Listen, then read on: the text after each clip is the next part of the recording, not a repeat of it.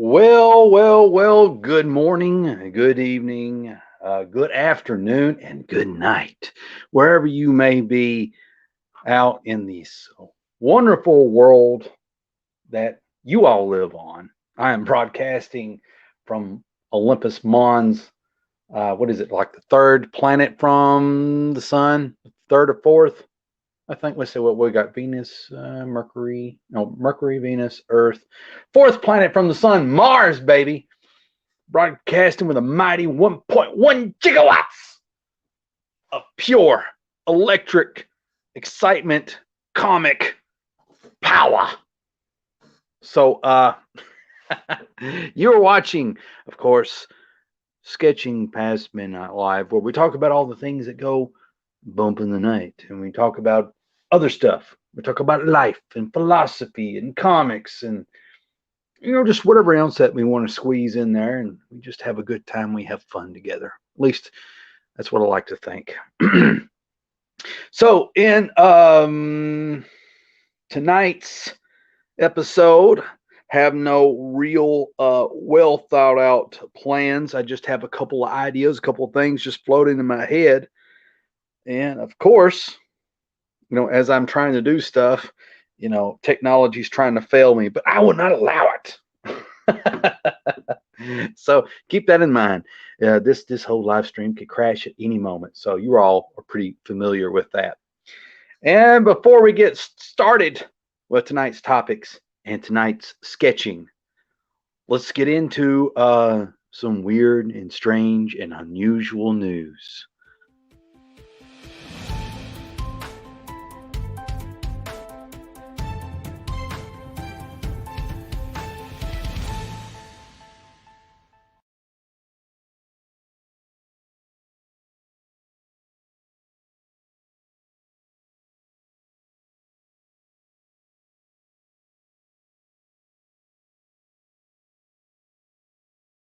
Well, according to this headline, you're most likely to see a UFO in California during the spring.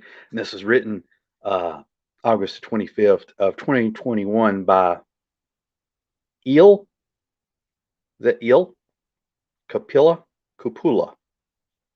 Well, anyway, so those of you that are blessed or lucky enough to live in the great state of California, here's your chance to see some aliens. Spot some aliens while laying on the beach. Sounds like a plan. There's a surge in renewed interest in UFOs lately. That's not in small part thanks to the Pentagon releasing a long anticipated UFO report in June and weird appearing and disappearing monoliths at the end of last year. All this just begs the question, how often do people actually spot UFOs? Which is a pretty good question. And when is the best time to go gazing at the night sky in search of alien craft? Well, let me scroll past all these ads and we'll find out together. Good news to all you wannabe Fox Mulders. We have the data to tell you. A new study compiling statistics, and I'm sorry that this is shaking, from the National UFO Reporting Center, New Fork,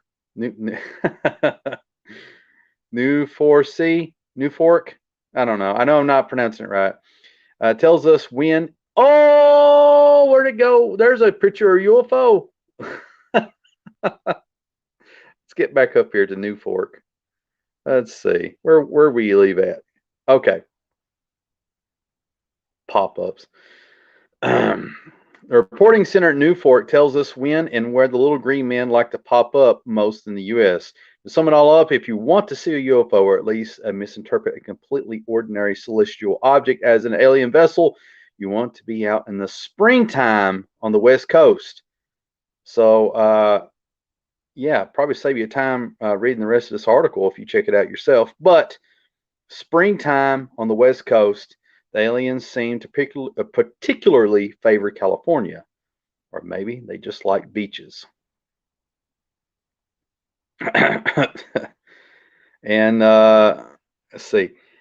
The numbers, what do they mean? But let's dive into the nitty-gritty sea of numbers. Just note the NUFORC data is based on reports from 2020, so there may be some annual variance. To begin with, we established the best and worst places in the country for UFO spotting. As we have already mentioned, California is a hotspot for UFO sightings with a whopping 619 reports. Is that yearly or? Uh, that's way ahead of the rest of the top 5 states. Florida gets 398 reports, Washington 368, Pennsylvania 313, and Texas with 297. The absolute worst location to see UFO is the double team of Washington, D.C. and Missouri, both of which recorded only one UFO sighting last year. But who wants to go to Washington, D.C.? They put you in jail. April was the month with the most reports, totaling at 1,045. That was followed by March with 828, and August was 713. The lowest number of reports came in December at 370. There seems to be something about the spring air that brings out the UFOs. Unsurprisingly, the best time of day. Now, listen to this.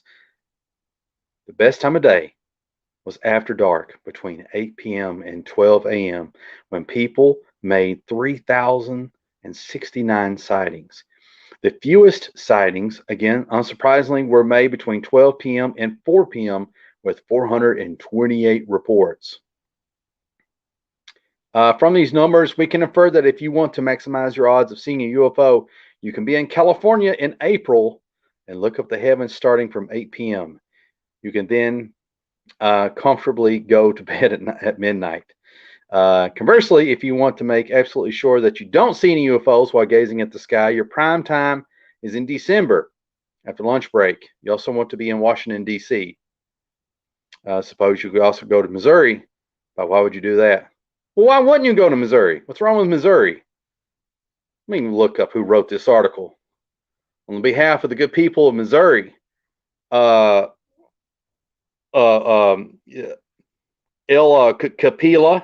Capipi. That's not very nice. How you like it? I'm messing up your name, messing with the people of Missouri. I may just visit Missouri just for the sake of it. So, that was your breaking news.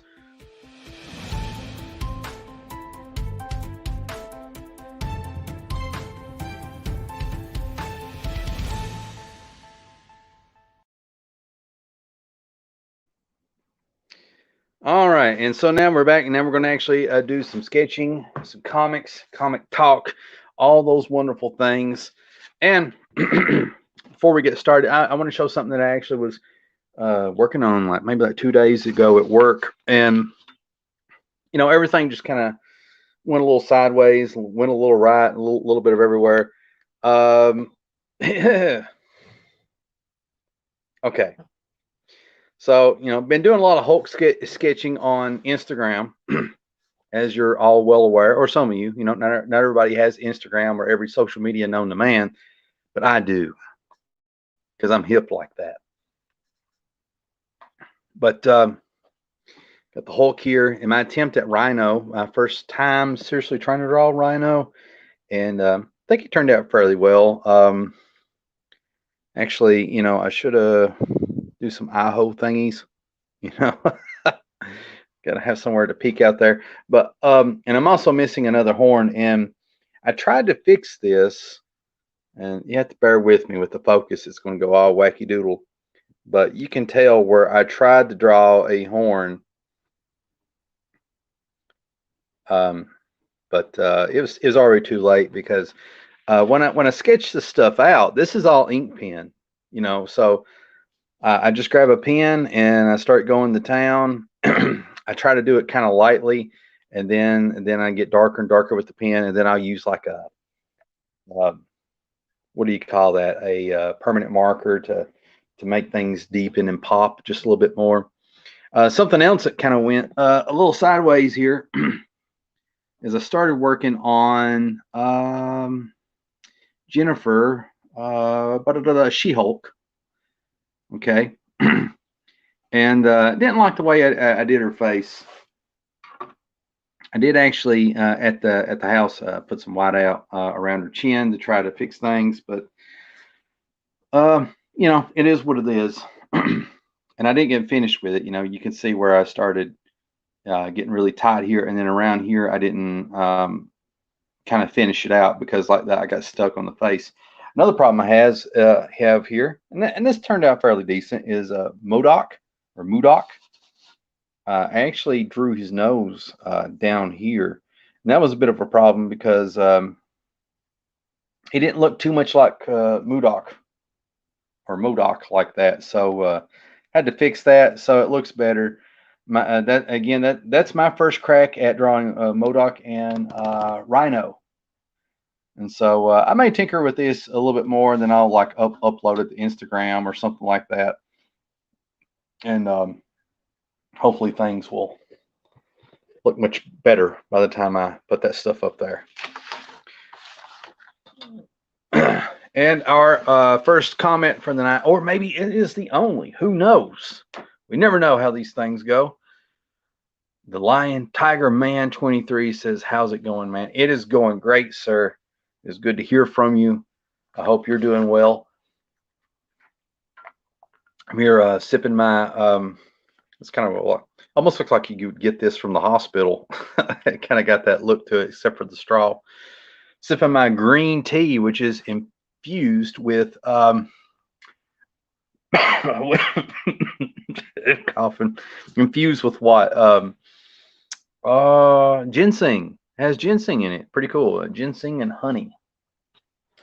So tonight I figured I would work on, let me get this cord out of the way, some Super American, just for the heck of it. Let me kind of scroll back here, go back to the archives. So here's a little take of Super American, sort of what it looks like here. Surprisingly, though, didn't do that on purpose at first, but kind of come out looking like Arnold Schwarzenegger. So, and that's like maybe the third time I drew him. Kind of sketched him out. Really liked how it came out overall. There's another little sketch there of Super American. He's one of these public domain characters. So have fun. So. There is that. I started sketching out a possible promo piece. I don't know if this looks good or not. And again, I apologize for the shaking camera bit, but there. So this was just like, first pass and everything. I just grabbed an ink pen and I just started going to town. And so to do it the way that I've done it, there isn't much room up here, which on bigger paper there would be, to put the logo and the name. But down here we got Super American, two-fisted American action, as it should be. And I'm thinking, and I've not really drawn this out, but we'll do a test run here, and I'll show you what I'm talking about. Is the logo for let's see, how am I going to do this? Logo for Super American. Okay, he's got this emblem that's on his chest, and I started thinking, and you're seeing it with me as I kind of go with it, and we'll look together, see if it's any good. But all right, so it's kind of that shape. And when they made the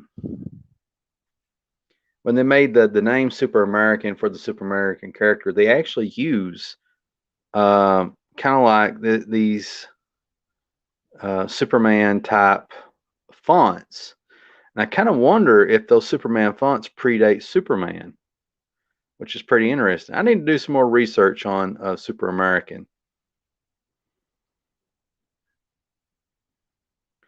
And so what I'm doing right now, just for the heck of it, is I want to see how the word Super American would look in this logo. I apologize for getting quiet because this is like some serious thinking. I'm trying not to mess up the sizing here. Trying not to get too happy with it. That doesn't look bad. And so when I go to do this, if I do it digitally, which I would be doing it digitally, I'll put the, I'll try that out and see how it looks digitally. So that would, that'd go up top.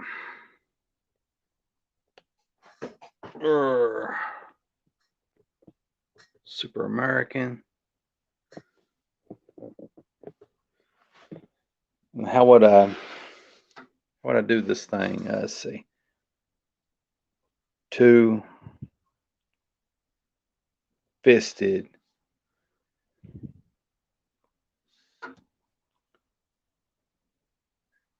American action. Yeah, that looks pretty cool. I like that. I wonder if I should put some stars or something. So, all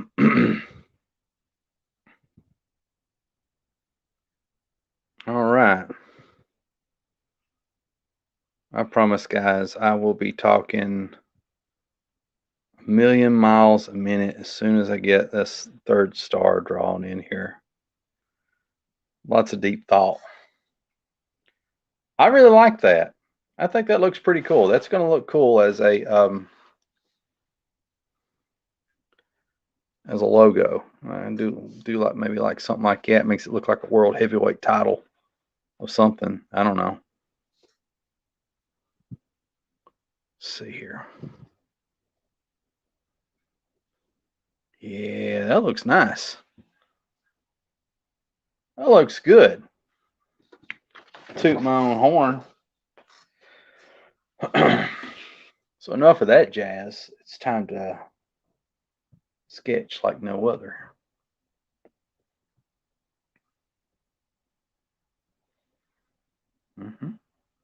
Just remind everybody you're watching Sketching Past Midnight live.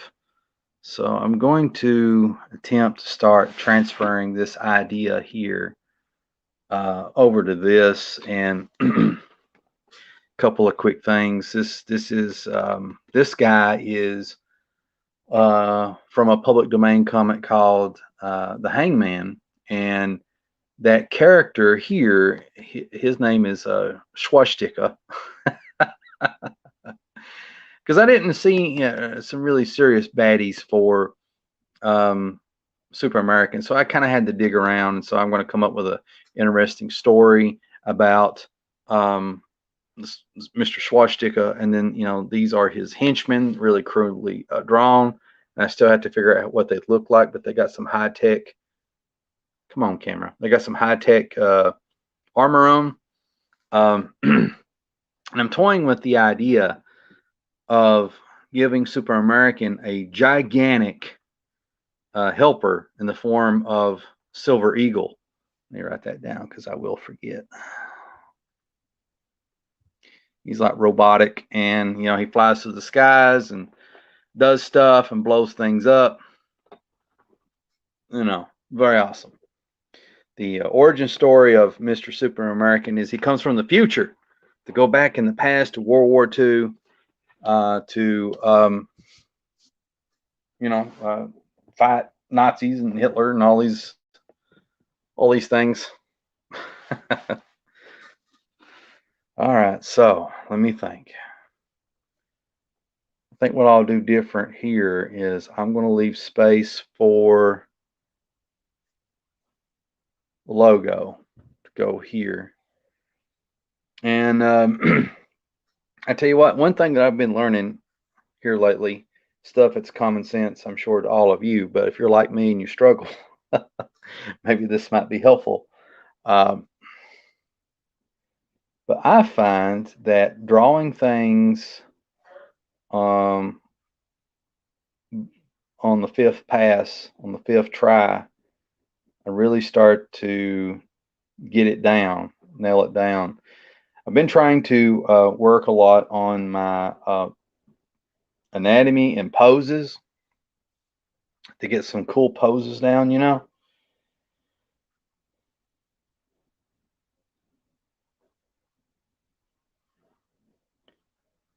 I don't have. I started thinking that I need to have like a certain number in mind for the number of poses that I need to to have my repertoire in my toolbox, in my comic artist toolbox. And why is that important? Well, in theory, okay, in theory, mind you, you look at some of you know most well-known artists, like for example, like Jim Lee.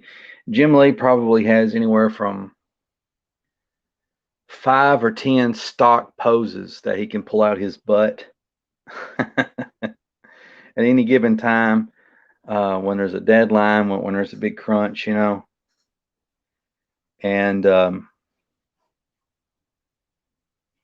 just be able to do something, you know, really cool like that. And so what I'm thinking is, I've mentioned this before. You all heard this spiel, I'm sure of it. But I'm thinking that I need to have me um,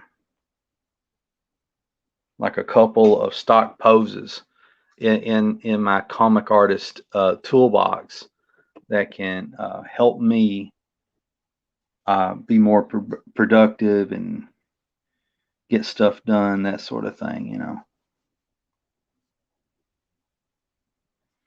So that's kind of my goal, because I think if you got these things kind of like in the can or whatever, ready to go, then you're gonna draw with a lot more confidence. At least in theory, that's what I think. I find that in experience, you know, my limited comic artist experience. I've had a lot of cool ideas flowing lately. I don't want to put words in the great creator's mouth, but I feel like some of these ideas are almost like a godsend. So I don't know. You take that for what it's worth. But some of these cool ideas I have to deal with the show. You know, some ideas to do with the show. Some of them I've already implemented. Um, and some other ideas has to do with Wildcat, and I'm kind of excited about all that. I don't want to mention anything just yet because I got a lot of work to do as far as that stuff goes. Um, or maybe I do. Maybe it's can pull my teeth and make me say it. I've not got to tell anybody about it. None of my close friends have heard my big Wildcat idea news. You know, I've not had the opportunity to share it, but it's pretty cool. And I feel so bad for not thinking of it in these terms. Um, but you know, I don't think of things in a common sense way, and that is a big problem of mine. You know, it's a big hindrance. You know, most people just they think in these very common sense ways, and I'm not like that. You know, I feel like that I'm very book smart, but I'm the type of guy that, you know, would lock all the doors to the house as I'm leaving, but leave the windows up. I'm that guy. And I'm sorry to be talking in mysteries to everybody.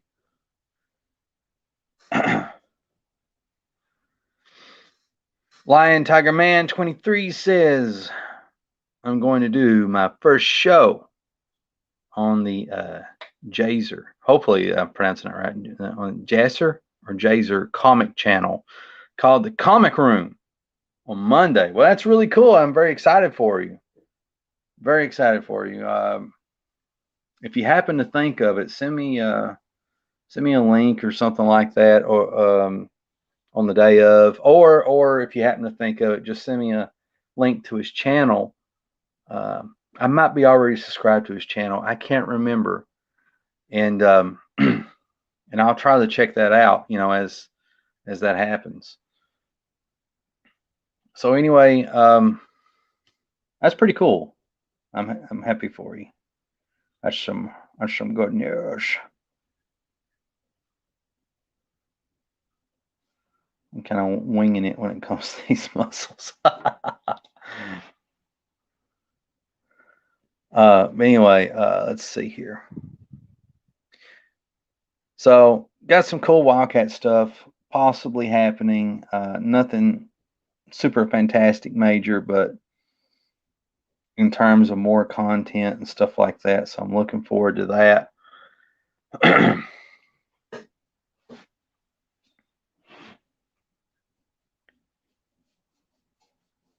Put his belt on here.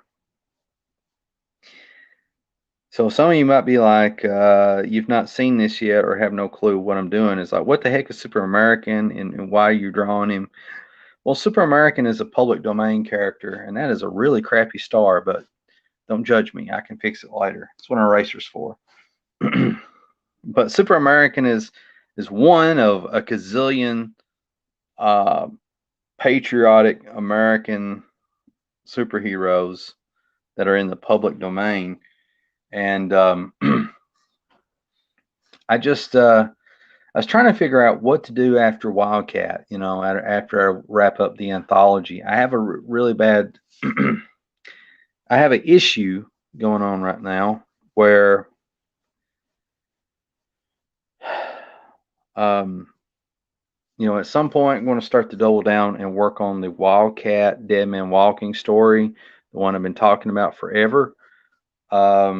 The one that's kind of like his official first issue type deal, And the problem is, my dear friends, is I'm still working on the story. I'm trying to make sure it makes sense and it's really cool and exciting and just well crafted and all this other stuff. And then the other thing is the art. That's another big thing. I want people to, when they go and they read or they look at the art, let me say it that way, of Wildcat Dead Man Walking, that they go, wow, this is awesome. Where'd this guy come from? I want that kind of thing, that kind of vibe, And I feel like I'm not going to be able to get that reaction because my art is just not there yet. Does that make sense? I have to fix my tripod here. Let it spin all over the room like a madman.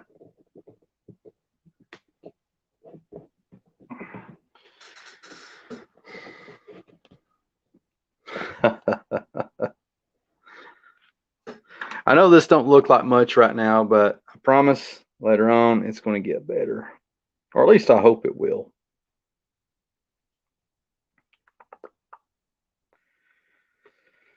All right. So anyway, what was I saying? So I feel like, if I start working on Wildcat Dead Man Walking now, that the art won't be as good as I want it to be, and I'm having this struggle where I'm not where I want to be as an artist. My art is not where I want it to be, and the only way you can change that is to draw a lot and also draw a lot of comics. But I don't want my learning experience to getting good to happen on Wildcat. I want Wildcat right out of the bag to be like this thing that wows everybody. And so I've been thinking about that. So how can I remedy that? And about the best thing that I can think of is I need to find some other stuff to draw to focus my learning curve on so that I can get good, get the time, skill, and the body of work in, so that way when it comes time to resume work on Wildcat Deadman Walking, it'll look really good. I don't feel like this hand's coming out right.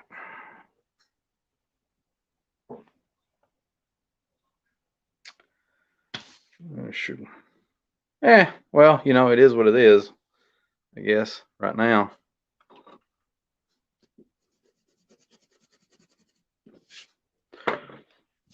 So my thought is I can either do this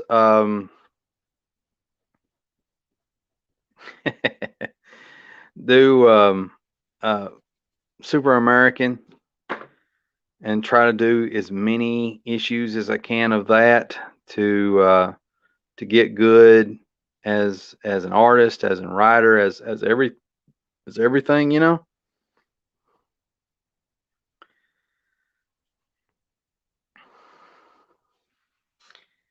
and and then once I feel comfortable, I can resume the Wildcat Deadman Walking thing. The Wildcat anthology is still coming out. No changes to that. That's on its way. I'm working on it. Everybody else is working on it. We're all having a good time.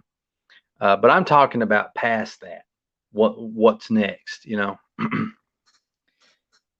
And so that is a bit of a concern. So right now, my top two picks of projects that I'm working on for the future after the Wildcat anthology is Super American, or maybe do Monster Patrol, which I'm not too certain on that either because I really like Monster Patrol and I don't want to mess up. That's the thing, this fear of messing up and stuff like that. It actually makes you mess up, and actually prevents you from moving forward and getting stuff done. If that makes sense.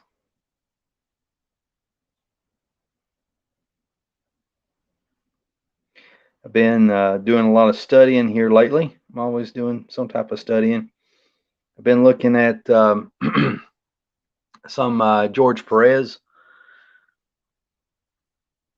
Really like the way that he draws tech and rocks and draws small stuff. And so I'm trying to see what I can glean from him, to learn from him to incorporate into what I do. I also like how John Byrne draws rocks and rubble, and I really like how Carlos Pacheco, is that how you say his name? Really like how he draws rocks and rubble and that sort of thing.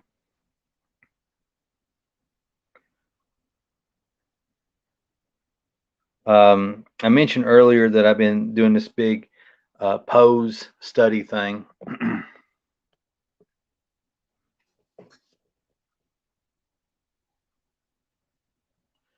So that's something else I've been looking out for. I'm trying to find artists to have like these, like this toolbox of poses that they use, and I'm trying to swipe from them to incorporate my toolbox.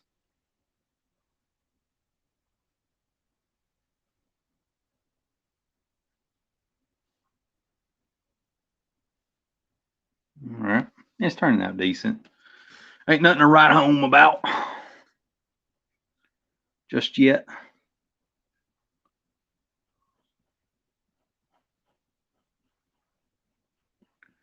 I made some changes to Super American compared to the old school public domain version. I thought it'd be cool to give him long hair. I felt like he's missing something that gave him kind of like an edgy look. Maybe this is it. Maybe that's what I need to put on here.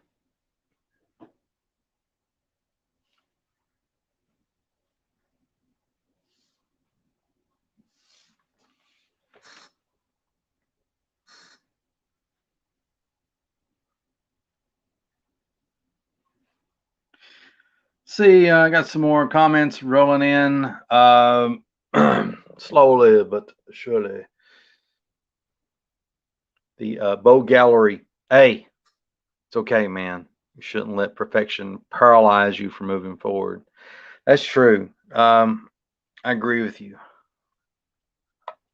As I sip my green tea with a dash of honey and fantastic ginseng in it.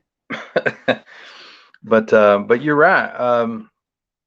That's my Achilles heel is this need for perfection, and as it relates to Wildcat. Wildcat's a very important character to me, and I just want to do it justice. I don't want to leave any doubt as to why he's a really cool character, or at least in my mind. I want everyone to get the same kind of vibe that I get.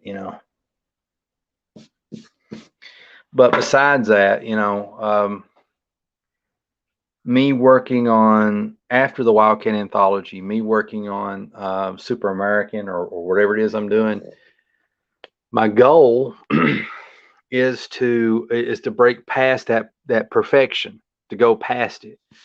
I want to just turn out as much work as I can and build up to where maybe I can and draw comics monthly and that sort of thing, and start to get better, because the more you draw, the better you get, and all of a sudden, that fear of perfection or something, maybe it breaks away, or I develop more confidence or something like that. That's what I'm thinking. The Lion Tiger Man writes, there are 4 character arcs: a positive arc, a negative arc, a positive negative flat arc. An example of that would be like Goku, Neg, and Frieza. And number 4, the redemption arc. So what is Wildcat's arc? Oh gosh, you put me on the spot here. I'm really going to have to think about that. What is Wildcat's arc?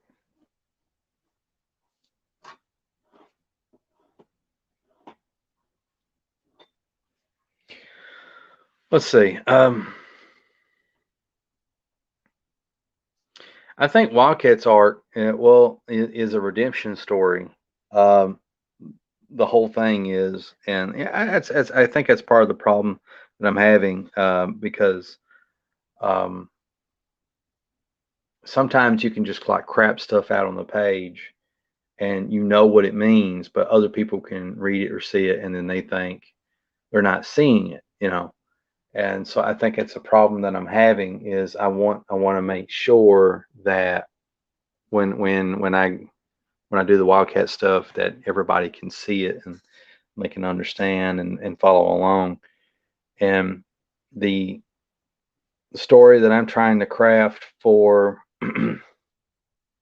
Wildcat is the redemption arc. I said a mouthful there for probably no reason, but it's a redemption arc for him and for that girl who's nicknamed the Fox. Her name's Megan. No connection to Megan Fox, but with Megan, she, as of right now, her mother passed away, and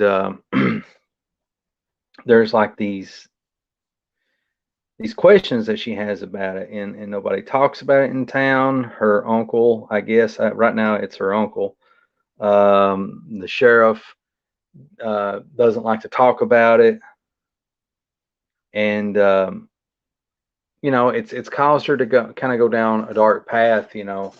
Not having that mother role in her life, and her uncle was a bit of a Sam Elliott type. I'm not for sure if it's the right actor, but anyway, Sam Elliott type. He was thrust into this fatherhood role that he wasn't prepared after the Fox's mother died or whatever,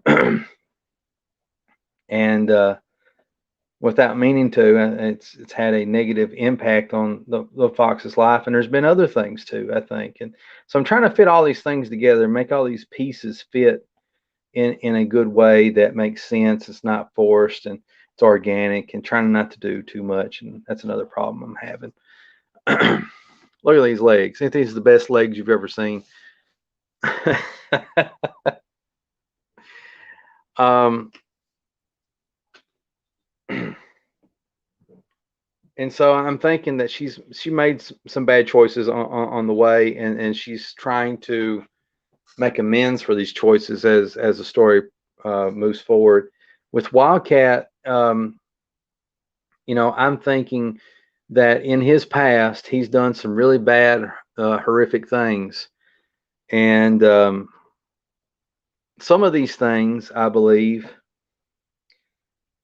made him change who he was, and maybe that led to him getting killed partially. But he done a lot of bad things, and so his whole story is a redemption arc. And I've kind of imagined that there's like a whole slew of people that he's done wrong, that as his story progresses, he tries to make things right with them. And then there's other people, bad people that maybe he used to hang out with, um, that now he's going to have to do the opposite with, if that makes sense. So that's kind of what I'm thinking there. That's what I'm leaning toward as far as that stuff goes.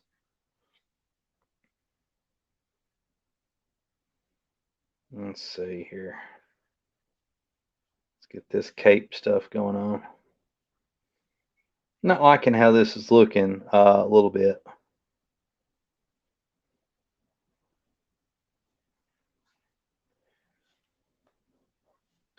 I mean, it gets a little bit better and better as I'm going, but I'm not feeling it.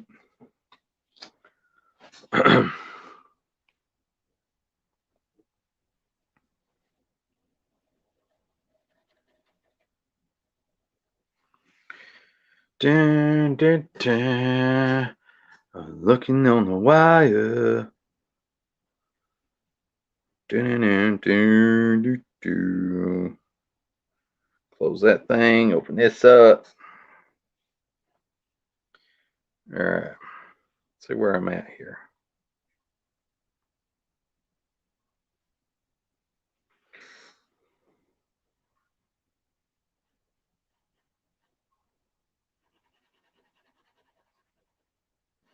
I have no clue what I'm doing right now, so you all have to kind of bear with me.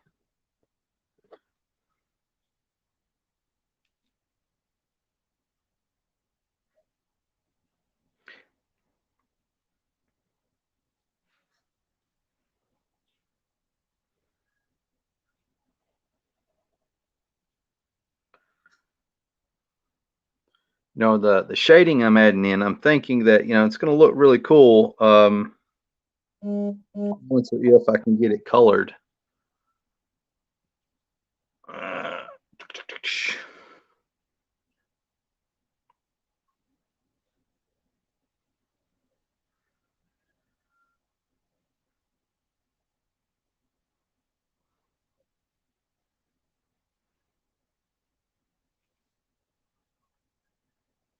I don't know. I have no clue what I'm doing, but we'll see. I really like I like the shading that Dale Keown used to do with clothing and stuff. I also love the shading that Rob Liefeld does, especially what he did in the 90s when Heroes Were Born with Captain America. Um, of course, you can't go wrong with some David Finch type shading.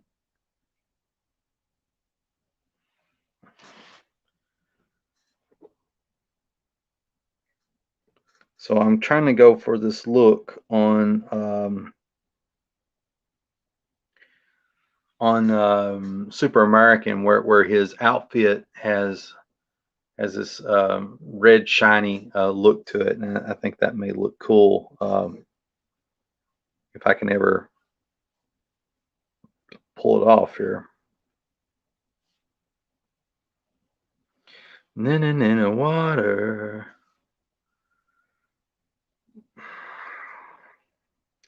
Okay, let's see here. I think maybe shade his whole leg.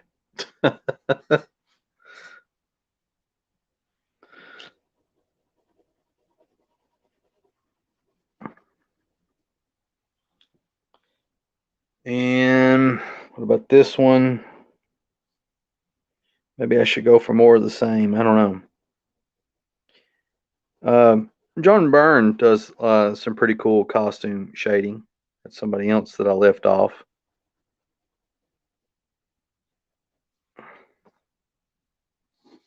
I think.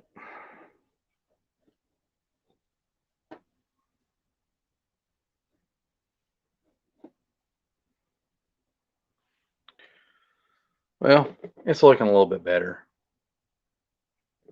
Just a wee bit. Not too confident in any of that yet.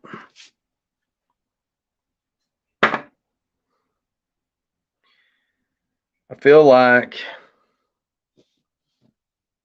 the head feels a little compressed to me. Like it's a little tight.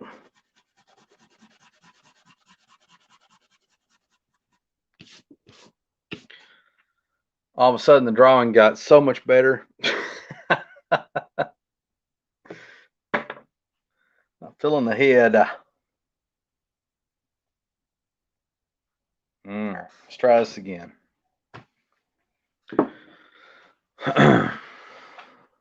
Let's I'll make this the bottom part. Okay, come around here. Yeah, that's already looking better like that. Just putting that one circle right there, you know.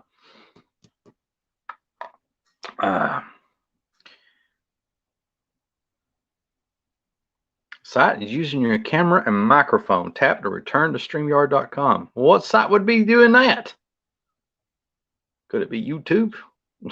I don't know. That's pretty funny though. All right, so I'm going to have him look dead ahead because I think where his chest is pointing that way, it's going to look cool instead of like head that way, chest that way. This will be pimping, or at least that's what I'm going for here. I don't know. Let's give him some thick eyebrows. He's a man's man.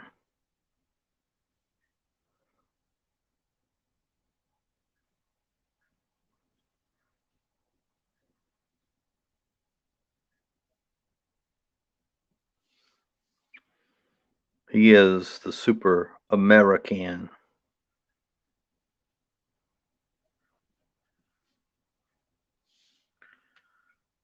Is his head getting too big now? Is that what's happening? I don't know. I don't even know what's the matter with this guy anymore.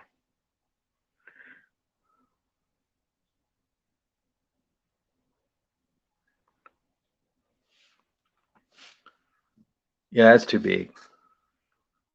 I think. Let's see here.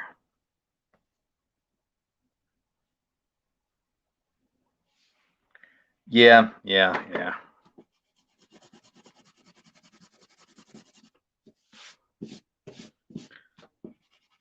Gotta tighten it up.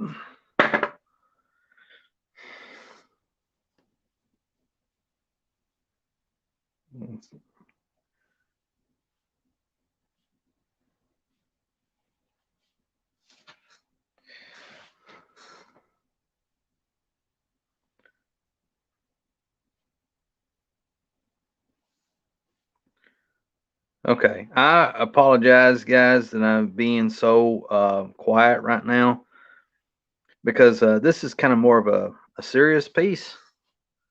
You know, I'm trying to make a promo piece for Super American um, that I can use to promote it. You know, because I want to do like a web comic of it and all this other stuff. And also I just want to kind of get more used to drawing the character and getting a feel for him. You know, what he looks like and that sort of thing. You know,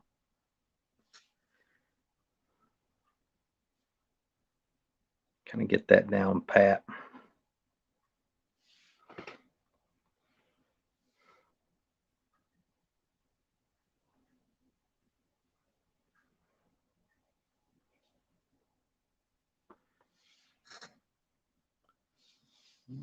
I feel like the head proportions a little bit better.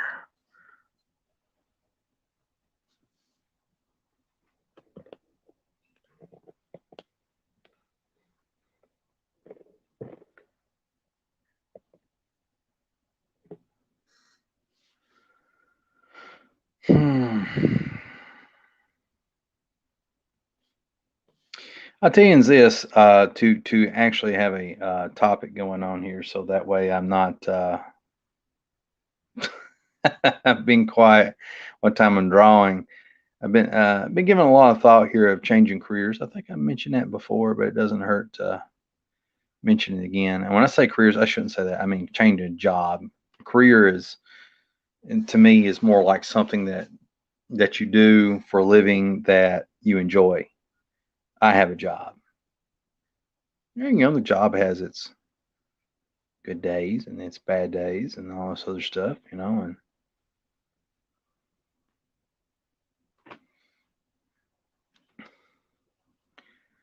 but you know, there comes a time when you need to move along, you know, just ain't making no money. And the whole reason I keep uh, working this job is it gives me time to do this stuff. And there's a couple of problems with that. Is I'm not maximizing my time to do these things. That's my fault. Nothing to blame there. But also, but also, um,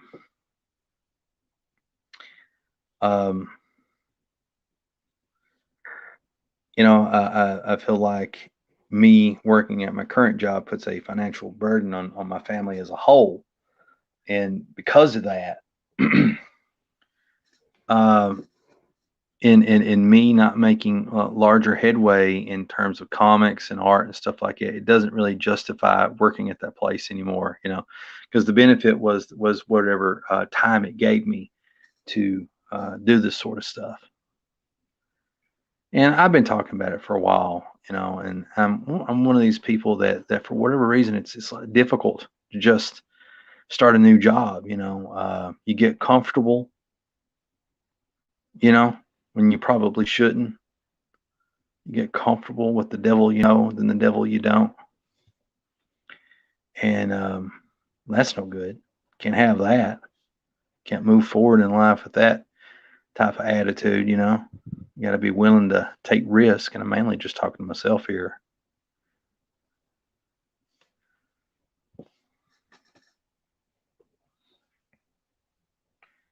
It's coming out pretty good, decent. I'm liking it better than where it was at. I think.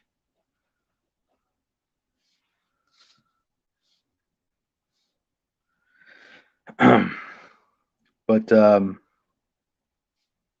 yeah, so lots of thought into that. You know, I'm thinking about these maybe like these work from home jobs, that sort of thing. Um,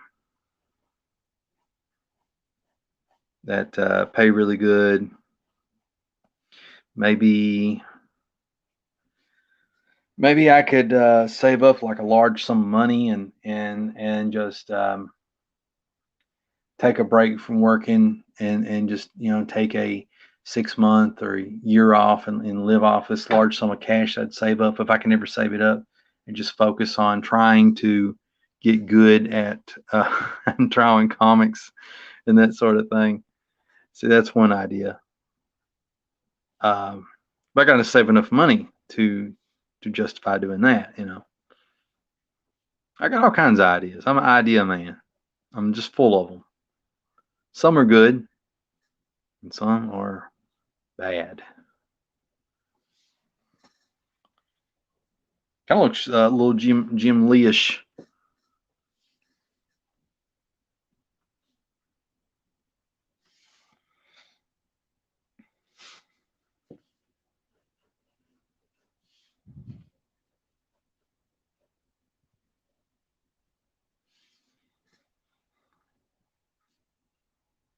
Yeah, and I think need to have that going on. Get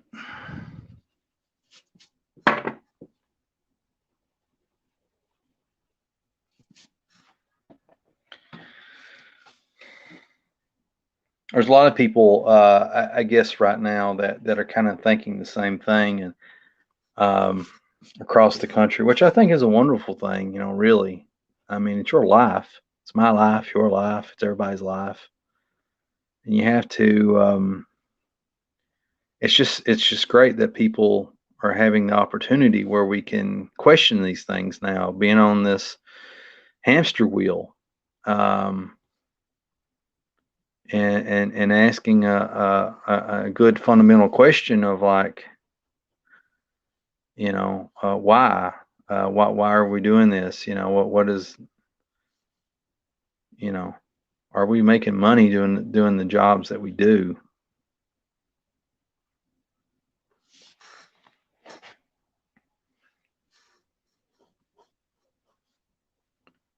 Why aren't we getting paid more for certain things? Um, a lot of questions like that.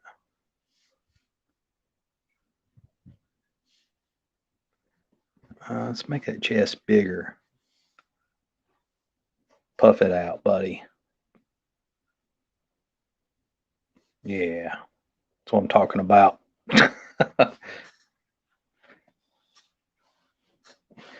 I want a big Liefeld chest on this bad boy, Captain America style.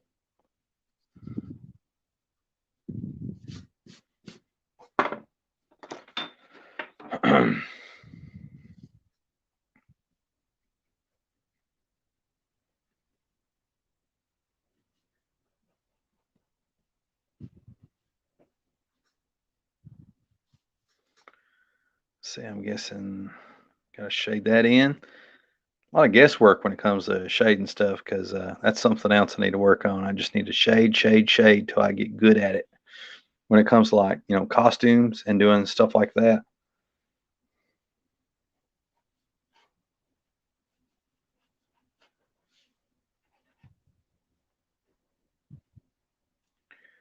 Thinking, yeah, that looks pretty good. I like how that's turning out. I don't know.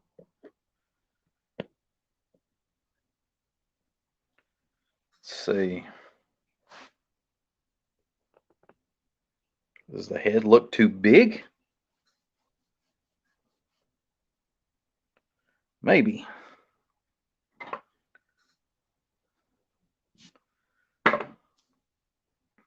I tell you what, his chest keeps getting bigger and bigger and bigger.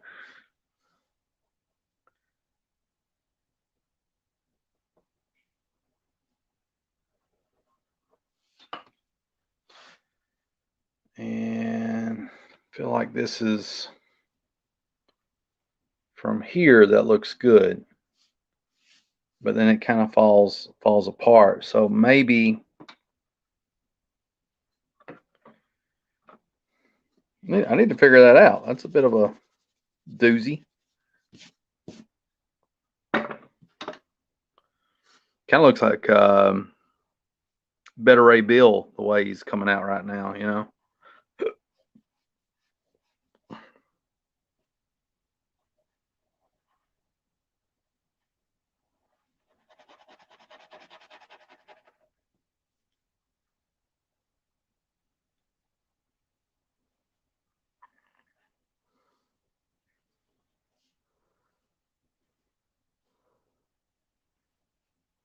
I don't know.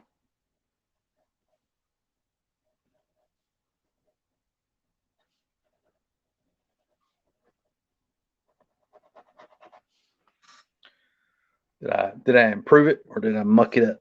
I have not a clue.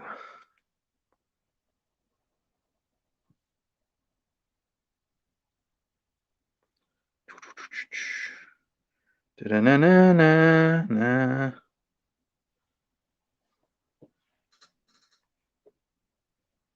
Feel like I drew it exactly.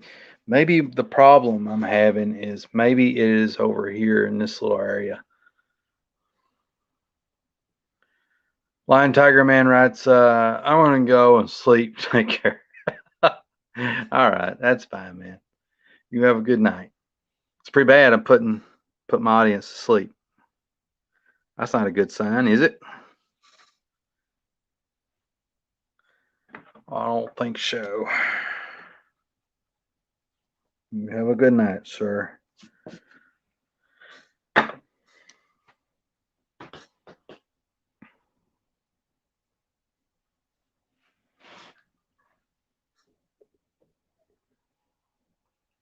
No, I really need to study this, though.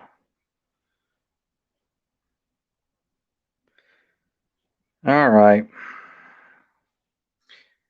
I guess on that note, would be a good time to stop the show. As always, much love to y'all.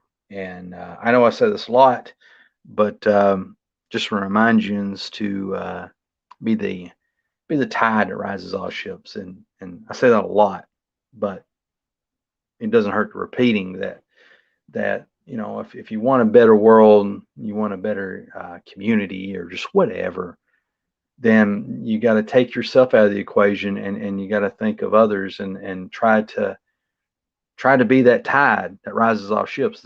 The other ships are your friends, your family, whoever, your strangers. Try to be a force, a positive force for good, because we need more of that in the world, and be the change that you want to see. If you're tired of people not doing this or not doing that, or this person being evil, that person being evil, then you need to be the change that you want to see, and be that good person or be that good force of change. And let's see, what's my little slogan here? Be the tide that rises all ships. Be the change you want to see, and carpe diem, my friend. So when I say carpe diem, I can't remember if that's I don't think it's Greek. I can't remember what it is, but anyway, carpe diem basically means seize the day. Don't wait till tomorrow. Don't wait till something's past until it becomes yesterday. When you see an opportunity, when you see something, or create an opportunity, you either seize an opportunity or create an opportunity. And that's the essence, in my opinion, of carpe diem, seize the day. So once again, be the tide that rises all ships. Be the change you want to see. Carpe diem, my friends. And until next time, this has been, just, the first half of this episode started out pretty strong and it kind of went downhill because I started taking my drawing pretty seriously. Until next time, I will see you all on another episode of Sketching Past Midnight Live.